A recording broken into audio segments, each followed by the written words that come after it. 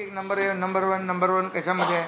आज आज आज तो कालच कुठला दिल्लीचा आपला काय केंद्र सरकारची जी एजन्सी आहे त्यांनी 1,00,000 कोटी परदेशी गुंतवणुकीचा काल आपला अहवाल दिला FDIच्या बद्दल.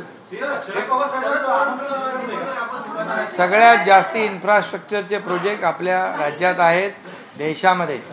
त्यामुळे तुम्हाला सांगतो उद्या आम्ही बारामतीच्या कार्यक्रमाला जाणार आहे आणि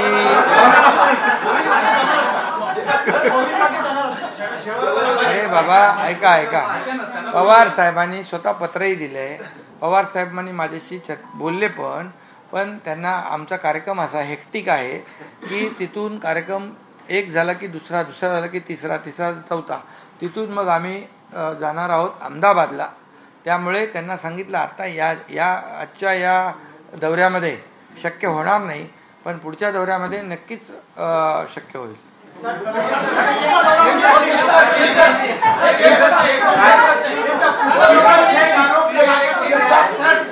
आपको शरद पवार जी ने पत्र जो भेजा आने के उसमें क्या जनता को कंफ्यूज करने की कोशिश हुई? अरे भैया देखो अभी आप एक मिनट जो खत लिखा उन्होंने अभी उनके बाजू में ही कार्यक्रम है. जब मेरे घर के बाजू में कार्यक्रम होता है तो मैं बुलाऊंगा. वैसे उन्होंने बुलाया है तो हमने उनको कहा है कि भाई अभी वो जो पूरा शेड्यूल जो है हेक्टिक है, टाइट शेड्यूल है और हमको वहाँ से अहमदाबाद जाना है तो इस बार नहीं जमेगा लेकिन अगली बार जरूर आएंगे.